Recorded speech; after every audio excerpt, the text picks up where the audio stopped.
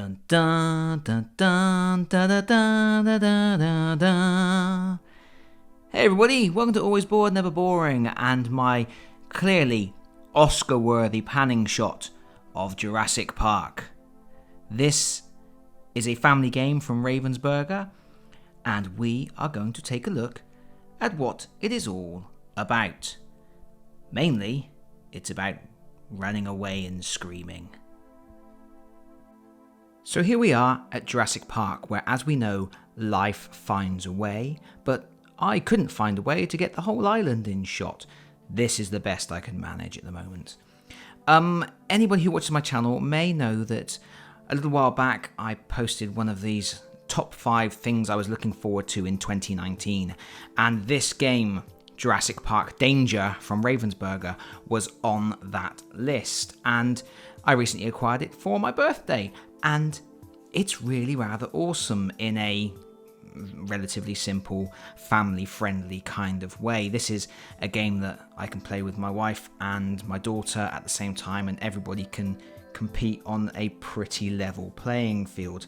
So, we're going to take a very quick look at what it's all about, run through the rules, and then I'll give you some brief thoughts. So this is a game for 2 to 5 players. One player will take on the role of the escaped dinosaurs. There is this awesome T-Rex. I won't do that again. There is this cute little velociraptor. Where's your feathers, mate? And little spitty Dilophosaurus. So the setup we have here is we have 2 characters in the center, which means this will work for either a 2 or 3 player game, because in a 2 player game one person is the dinosaurs and the other person plays 2 characters simultaneously. In a 3 player game each of the other players controls 1 character each, and then so on up until there are 4 characters versus the dinosaurs. And this is on a semi-randomized board. As you can see, it's made up of hex tiles. There is an outer ring, an inner ring, and then a start tile. And there are specific things on the board that are of a concern. The control center here, the maintenance shed here, and just off camera at the top is the visitor center. Those buildings are always in the same locations. But you will also see there are several icons on the board. We have cliffs. We have fences. Cliffs and fences can be climbed over unless the fences have become electrified. There are also symbols indicate particular pens for the dinosaurs, the Triceratops here and the Brachiosaurus up here. Those are particular to certain characters that need to go and visit those dinosaurs. The aim of the game is simple. The dinosaurs need to eat 3 characters, and every time a character gets eaten, they are replaced. So there's no player elimination. You just bring a new character on, and in fact sacrificing characters is a core feature of the game. There will be times where you have to sacrifice a character to achieve a goal, knowing that that particular person isn't going to make it out, but that is quite fitting for the heroic nature of certain characters in the game. Robert Muldoon is here, for example, and in games he has been known to lay down his life in order to protect other people. For the characters, their aims are many. They have to activate the control center, the visitors center, and the maintenance shed to bring the park back online, to make it so that they can escape in the helipad, which is right at the bottom of the board. They also have a personal goal each. Sometimes they have to achieve something, like actually visit a location or do something. Sometimes they already have their personal goal and they just have to hold on to it. For example, Nedry already has his personal goal because he's got the samples from the lab. But that does make him a target for the dinosaurs, who will pick on him above anybody else. But he just has to escape alive. So that's his goal. Whereas other characters may need to actually go and visit the Triceratops to actually get their token, or go to the control center or something like that. They all have their own little goals to achieve. And how do we achieve those goals? Well, each player has a deck of cards. Each character has a deck of exactly 10 cards, and they have access to all of those cards at any time. They can play any card from that deck. The dinosaurs have a deck of cards, but they draw a hand of 3 cards, and so they only have access to 3 cards at a time, just to limit their options a little bit, because the dinosaurs are super incredibly powerful. Let's take a look at some cards. In each round of the game, there are several phases, and in the first phase, the dinosaur player has to pick 1 card from a hand of 3 to play face down. They're played face down so that your opponents don't know what you've played, and they have to predict what actions you're going to take based on the current state of play on the tabletop. The cards have at least 2 icons on them, but one has 3. And the way the cards work is that you cannot apply more than 1 icon to a dinosaur in each turn. So with this card, I can make 1 dinosaur run and a different dinosaur sneak. There are 3 different actions. There is running, sneaking, and climbing. Running simply means moving into an adjacent space through an unobstructed hex edge. Climbing means moving into an adjacent space, going over either a fence or a cliff, as long as the fence has not been electrified. And then there is sneaking, which means you lie the dinosaur down and it goes into hiding. And on the subsequent turn, you can reappear on the space you were in or any adjacent space, ignoring fences that haven't been electrified or cliffs. And those are the 3 actions that are available. So it's a pretty straightforward thing. You pick a card, you play it, and you apply those actions later in the turn. Once the dinosaur player has played their card face down, each of the human players will play a card face down. They have a deck of 10 cards and they can pick any card from that deck to play face down, as long as it's not an instant card, which is like a special out of sequence special move that they can perform. Once the characters have played their cards face down, it goes back to the dinosaur player. The dinosaur player reveals his card and makes the moves on it. And then, additionally, if we look at the dinosaur player sheet, gets a bonus action. There's a token that starts on the rest, and you see there's a bonus action for the Velociraptor, a bonus action for the T-Rex, and a bonus action for the Dilophosaurus. The Velociraptors, if you pick this action, you can move up to 2 spaces in a straight line with your Velociraptor. The T-Rex can attack 1 character twice, which means you get a second bite on someone, and the Dilophosaurus means that you can attack 1 character in an adjacent space by spitting. The thing here is, once you use an action, you put your token against it. On your next turn, you can't use that action again. You can't use the action that's got a token against it, so you'll have to pick a different action, and then it moves on. If you don't use an action on a turn for whatever reason, you put the token on the rest space, and you have all 3 to choose from on your next turn. So that's basically how the dinosaur player plays, and with the ultimate goal of just eating everybody, eating 3 people. For the human characters, like I say, it's slightly different. So here we have Robert Muldoon's deck. So you have 10 cards. These are your actions. They are also your health. If a dinosaur ever enters a space with a character, you have to randomly burn a card from your hand. So the dinosaur player will just pick a card at random, and it's burned. It's gone forever. And if at any point you get bitten and you've got no cards to burn, you are chomped, and that's the end of you. But also, in order to do anything in the game, you have to exert energy. So you play a card and you discard it. The cards have very similar options to the dinosaurs, with a few wrinkles, and then there are also special actions as well. And these cards do a really good job of reflecting the characteristics of the people from the movie.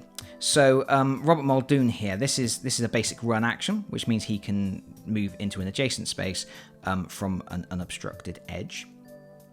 And then he has climb, roll 3+. This is slightly different to the dinosaurs. Dinosaurs will always succeed at climbing, but human characters have to roll for it. They roll a d6. If you score 3 or more, you can climb. If you fail, you do not move. However, you can boost your dice roll. And you boost your dice roll by playing another card, and you see the cards have numbers at the bottom here, and you can burn a card to add that value to your dice roll to make it a success, which is good stuff. Dice mitigation is always a good thing, especially in a family game. Family games tend to rely quite heavily on dice rolling and luck, and it's nice to have a little bit of luck mitigation there, which also is a risk-reward thing, because it's costing you an extra card to get that. So you have to think to yourself, do I really absolutely positively need to succeed on this roll? If not, is it better to stay where I am and deal with it next turn? And it's interesting that different characters have different climb rolls. Robert Muldoon, being quite energetic tracker, succeeds on a 3+. Other characters, it's more of a chore to climb for them. And then humans also get the sneak action, but again, it's an action they have to roll for. And this works exactly the same way as the dinosaurs. They lie down on their space if they're successful, and then on a subsequent turn, they can stand up on that space or any adjacent space, ignoring cliffs and fences. So it's a good way to not get bitten for a turn, and also to navigate through difficult terrain into places you really need to get to. The other thing that the human characters have is they have these bonus free actions. Now these, you don't play them at the start of your round, you play these during your turn as and when you need to. Distract is a sort of generic one that lots of the characters have access to, and it allows you to summon a dinosaur from an adjacent space into your space, which can clear the way for other characters to get to locations. The downside being, the dinosaur comes into your space and it will bite you, so you're basically taking a hit for the team, but potentially clearing the way for an ally to get where they need to go to complete an objective and take you closer to victory. So again, a very cooperative experience. And yeah, there's lots of the heroic characters have distract. And then some characters have special free actions which are exclusive to them, which usually key into their characteristics quite nicely. For example, Muldoon here has We're Being Hunted, so you can discard this card to move one character in your space to an adjacent space, so you just move another character to safety. So that's a really nice way to move people around the board, give them an extra space, get them through difficult terrain and things like that using his tracking abilities. Let's take a look at one other character. Let's take a look at John Hammond, because he is quite a different character. Again, he has the run action, but you can see his climb action only succeeds on a 4+ rather than a 3+, and his sneak action is also less likely to succeeding on a 4+ as well. And he doesn't have any distract icons in his deck. He doesn't have the ability to lure dinosaurs to him, because it's not in his nature to wave a flare around saying over here. So that's not something he deals with. But he does have this special action, Spared No Expense, which you can discard to add 2 to another character's roll. And that works quite nicely with John Hammond's special goal, because each character has a goal to achieve, and John Hammond's goal is to basically not lose any other characters. He starts with his token, and he loses it if another character dies. But this is a really interesting mechanism, because obviously if a character dies, then you're one step closer towards losing the game. But that also means it's impossible for John Hammond to escape, because remember, each character has to get to the helipad with their token. John Hammond's lost his, he can't get it back because the character has died. So effectively, he's a dead man walking as well. So you just have to work out whether it's worth immediately sacrificing the character, getting a new character, and to try and achieve a new goal and get off the island, or whether to keep going with John Hammond for as long as possible to achieve other things that still need to be done. For example, maybe the maintenance shed hasn't been opened yet or something, and he might still be able to do that before you have to sacrifice him. But yeah, he's a difficult character to play. If you've got him in your team, he can be quite a hindrance. So that's how the characters work. The only other interesting thing of note is that at any point at the end of your turn, you can burn any cards that are left in your deck. Bear in mind, burned cards are gone forever, to take your discard pile back into your hand. So this is a way of refreshing your deck for carrying on fighting the good fight. But you have to actually burn cards to do that. So you're losing some cards permanently to get other cards back. But if you don't do that, you never get your discarded cards back. So that's a cool mechanism as well. It's the heroes are constantly in a situation where they're slowing down, they're becoming weaker, their options are dwindling. It's very thematic of as you would expect in a situation where you're running and hiding from dinosaurs. You're getting tired, you're getting hot, you're getting thirsty, and you're scared. Your options are dwindling. But there we go. That is that. So as we know, the dinosaurs win by munching on 3 characters, and that's all they need to do. But for the humans, life is a little bit more difficult. They first need to activate those 3 important locations. We have the maintenance shed, the visitor center, and the control center. These always start on the board in the same location. You can see they have a 5+ value on them. That means that a character needs to get to those locations, and once per turn, while they're at those locations, they can roll the dice. And if they score a 5 or more, then they activate that location, and it goes all colorific. And doing this gets you closer to victory, but it also gets you some little bonus benefits. The control center will lock important locations from the dinosaurs. It will actually lock all of these buildings and also the helipad. So you put a token on the board, and then from the rest of the game, the dinosaurs are not allowed to enter those locations. And if they were in those locations when they were locked, they get pushed out. So that's a really, really useful thing, because it means that there's spaces on the board where you are safe for the rest of the game. So it's a good idea to get the command center up and running pretty soon. If you activate the Visitors Center, you can take 2 cards back from your discard pile. This is a really good thing, because normally the only way you can get your discarded cards back is by burning your current hand and retrieving them that way. So this is a way of actually replenishing your hand without having to burn a card. And then the maintenance shed activates the electric fences if you want to. So it gives you an option to switch on all the electric fences. Once electric fences are switched on, nobody can climb them anymore. And that includes the dinosaurs. So they protect you from the dinosaurs, but they also create barriers for you to escape. So it really is one of those things where you have to examine the board and go, okay, if I activate these fences, the dinosaurs can't get to me, and even the Dilophosaurus can't spit through an electrified fence. But it means you have to take the long route around all of the electrified fences, and will you get to the helipad in time before your hand of cards runs out, or before the dinosaurs catch you? So it's a really interesting development for the game.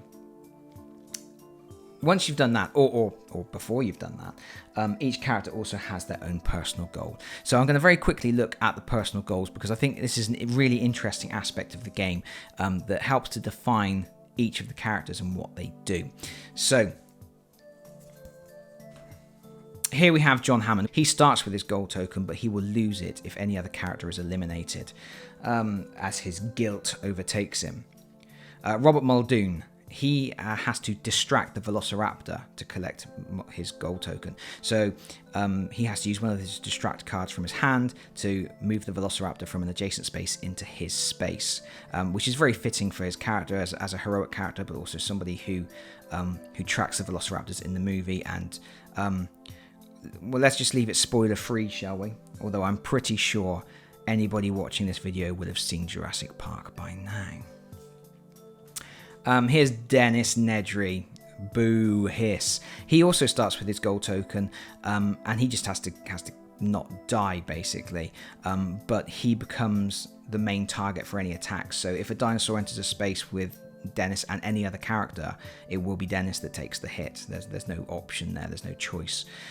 So yeah, he has a very hard job. If you start the game with him, and it's a good idea to randomize your character selections with this game, because you get those interesting mixes of, this is a bad character to start with, or whatever. But yeah, if he's your starting character, you're going to have a hard time surviving. It's not going to go well for you. Here's Lex. Her character goal is to go to the control center location. And that's it. She just has to go to that space, because she's a computer nerd. Then we've got Dr. Ian Malcolm, everybody's favorite character. So anytime you roll the dice with Ian Malcolm, you have to guess whether you're going to get an odd or even result. And if you guess correctly, you claim his gold token. It's just chaos theory. Then you got Tim. So he has to go to the Brachiosaurus's location. That's what he has to do. He has to go and get snotted on like in the movie. Then you've got Ray. He has to go to the maintenance shed. Good luck with that, Ray. Bon voyage. Then we have Donald Gennaro, and he starts with his gold token, but you have to discard the token if he's attacked. It's just so you literally, if this character is your starting character, you just try and achieve what you can before you have to discard him, because he's not making it off the island. He's just a really tough character to play. And then we've got Dr. Alan Grant. His aim is to distract the T-Rex. So he's got distract cards in his hand as well, and you have to use one of those to pull the T-Rex into his space. And finally, we have Dr. Ellie Sattler, and her goal is to go to the Triceratops location, probably put her hand in a big pile of poo. And those are all of the characters. So what do I think of Jurassic Park Danger? Well, let's get the few negative points out of the way first. The first negative point is really quite a major point, and that's the rules are an absolute disaster. It's an incredibly simple game, and it shouldn't be hard to impart the information necessary to play, but the rulebook does a fantastic job of making a complete mess of it. It's missing important information. For example, I don't believe it says anywhere that although you have to play a card as a character on your turn, you don't have to do the action on it. So if you go to the control center or something and you need to stay there, you still have to play a card on your turn, but you don't have to actually do the action on the card if you don't want to. I don't believe that's mentioned anywhere in the rules. Similarly, with the dinosaurs, you do have to perform the actions on the card. There's no option there. You have to do it. The dinosaurs have to keep moving. They can't camp out. And again, I don't think that's mentioned in the rules. Furthermore, it's just the layout of the rules are pretty iffy as well. For example, if we look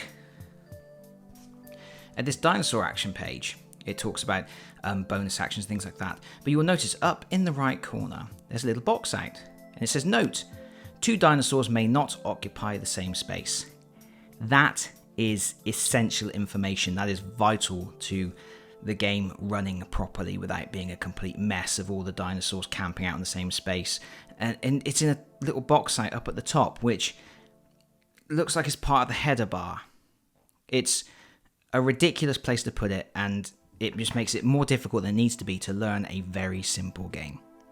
Other than that, I guess the cards are a little bit on the flimsy side. But other than that, I think the components are generally good, especially when you consider this game is pretty cheap. I mean, in the UK, you can pick it up for between £20 and £25. So if you're a Jurassic Park fan and you like light strategy family games, it's almost a no-brainer at that price. I mean, I've paid more for card games before. And the components are generally good. I mean, the artwork on the board is absolutely fantastic. You can see the herds of the dinosaurs moving through. You can see where fences have been broken down. You can see the little jeeps and where they've broken. There's just a lot of really nice little details in the tile artwork. And these dinosaurs, these are super cool. They're really nice. And I'm kind of happy that they went with wooden meeples. What's the dinosaur version of a meeple? A dino-eeple? A dine-eeple? I don't know. But I kind of like the fact that they went with that rather than like plastic dinosaurs or whatever, which would have pushed the price up unnecessarily. And obviously, wooden meeples are wooden meeples. But the tokens are a nice thickness. It's all just nicely constructed. But yeah, the cards are a little bit thin. But other than that, if you can kind of muddle through the rules and get into playing it, it's just a really fun, lightweight, accessible game that really, really captures the theme. The dinosaurs are brutal. They're relentless. They're constantly on the move. If the T-Rex lands in your space, he's probably going to munch you multiple times, cause serious damage. The Velociraptor is fast. The Dilophosaurus can spit from adjacent locations. They're constantly breathing down your neck. You are always on the run. And from the character's point of view, they have to work cooperatively. This is it's just an excellent example of a cooperative team game where you're not always working to keep yourself alive. Sometimes you're sacrificing yourself for the good of the team. You're using your skills to push people out of the way of danger. And it's just a really nice way of getting people to think as a team to survive a horrific situation. And all of the characters are really well defined as well. There are certain characters like Robert Muldoon. He's more able to climb than people like John Hammond, and he's got more heroic actions that allow him to distract dinosaurs and lure them to his space, or to push people out of danger by using his skills as a tracker to kind of let them know where the safety is. Nedry, he's all about himself, but he actually has an option that allows him to switch off electrified fences. And it's just, everything is very well constructed to achieve a representation of the movie, and it does that incredibly well, without bogging the game down with lots of rules and things like that. Now, I don't think this is going to be a game that you're going to roll out all the time. I don't think it's going to be in your regular rotation. I don't think it's there's not enough variety, I would say. You're always going to be in a situation where you're switching on the maintenance shed, the control center, and the visitor center, and then legging it for the helicopter, having achieved your personal goal. There's not a lot of variety in that, and you're always facing the same 3 types of dinosaur. So it's probably not going to be something that turns up in your regular rotation, but it's a really fun family game. And when the kids come home from school and it's raining, this is just one of those games that you can put down on the table, play a game, and have it all packed away again before you even have to think about making dinner. It's nice, quick, and there's no player elimination. If a character gets eliminated, you just replace that character with a new one, and you keep on going. It's good. It's a good game. It's not groundbreaking. It's not earth-shattering. It's not the best game you're ever going to play, but it sets out to achieve a goal, and it does it with style, and I'm very happy to have this in my collection. And Ravensburger have recently released a game based on Jaws, which is another favourite of mine.